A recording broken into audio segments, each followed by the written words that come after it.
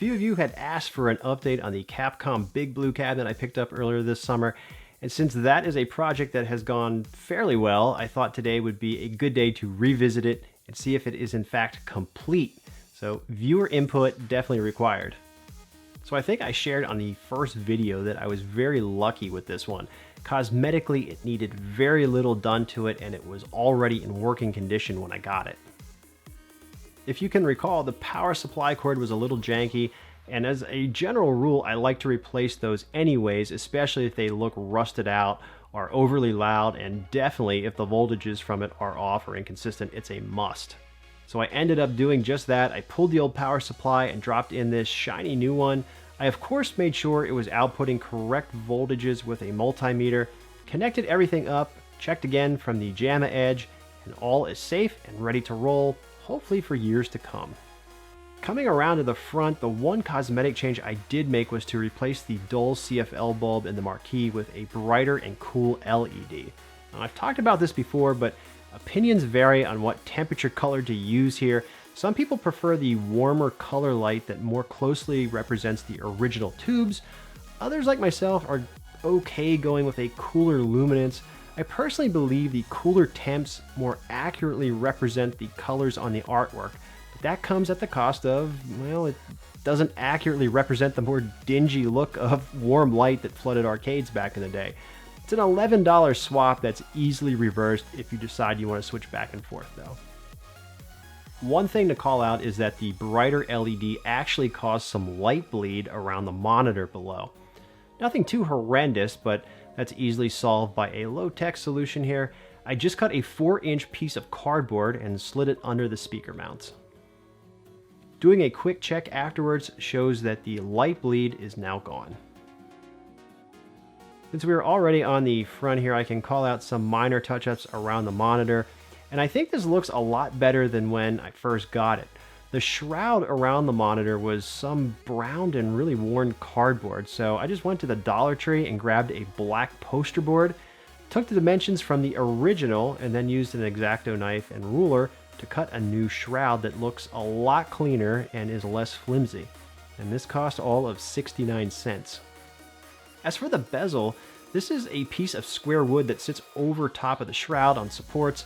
Previously, it had this half-assed piece of black sticker paper that was laying over top of it. It wasn't cut very cleanly and it wasn't even attached to the wood in any way. I took that out and simply painted the entire wood piece black for a cleaner look. Now, I actually wouldn't mind getting a plastic bezel to make this whole thing look sharper, but the one I was able to pick up for free ended up not working out as it was just slightly too short and it kept slipping, and it really didn't leave enough room for the glass to rest safely on the wooden frame either. Much like the warm versus cool light coloring though, while the plastic bezel looks a little cleaner and more finished, the shroud and wood bezel are more in line with how these looked originally out on the arcade floor, so you have to kind of pick your poison here. Moving down to the control panel, I had replaced the original worn sticks with haps, but I really wasn't satisfied with them, and after 2 weeks I bought and installed 2 IL Euro sticks instead. It's definitely an improvement and I like the stiffer feel of these. You may also remember I installed IL buttons along with the Cherry micro switches. These all feel great, but do you think the yellow looks okay? That's the one thing that I got hung up on. I actually kind of liked how it tied into the panel, but originally these were intended to be red. Just curious what everyone thinks of the current color scheme versus the traditional red, green, blue. Finally, all the way in the bottom of the front, we have new locks installed on the coin door. These were completely missing when I bought the cabinet, and so I bought a pack of locks from Amazon, I think for about 10 bucks. I won't actually be locking these doors, but it does make the cabinet look nicer than just having holes on the front of it, so this was a worthy addition in my opinion. Okay, let's look inside the cabinet again. This is what I think you all expected. The original X-Men vs. Street Fighter board is out, and in its place is the Darksoft CPS2 Multi. As most of you know, this grants you the ability to run any CPS2 game from original hardware. I have the LCD pulled to the front so that it can be easily accessed under the control panel. And this is truly one of the best homes I can think of for the CPS2 Multi, And I love that each of the games from the library will be played on this towering cabinet. You may also recall that I did a Sega ST-V video recently, and I talked about loading that inside this cabinet as well. Here it is resting on the bottom of the cabinet, and right next to it you can also see my CPS3 setup. Now I probably could have mounted these to the walls or moved the CPS2 and at least gotten one of them up there, but this is less maneuvering and hole making. The only issue became that the JAMA harness is way up top and won't reach all the way down to the bottom of the cabinet. So the easy solution to that is this JAMA extender. It does exactly what it sounds like. It just plugs into the main harness and gives you some extra length to reach these systems at the bottom. Long RCA cables aren't an issue for audio. I've got plenty of those that I can use to then connect these boards to the amp inside the cabinet. Now the only issue I have is with the kick buttons.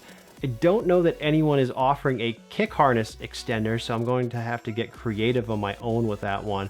I may end up just buying another CPS2 kick harness and having a go at making my own extender.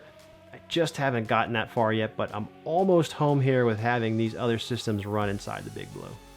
Oh, and some of you eagle eyes mentioned how the monitor had a greenish color in the bottom right in the last video.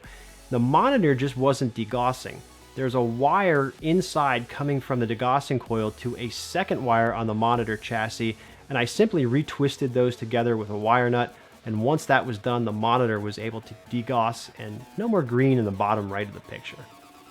So that's it really for Big Blue. Do you guys think this is finished? In my opinion, the only thing that really remains is whether or not to switch those yellow buttons for red to match the stock layout, and then the decision to switch the semi-stock look of the monitor bezel over to a cleaner plastic bezel. And then I guess from a functionality standpoint, I need an easy way to hook up my kick buttons to the CPS3 and ST-V systems. So let me know what you guys think about Big Blue here and whether or not I'm missing anything else. Weigh in on those button colors if you would. I'd like to know if I should switch those out to red. Thanks so much for watching. Some more arcade nonsense today. Don't forget to like, comment, and subscribe, and I will catch you all next time. Later, guys.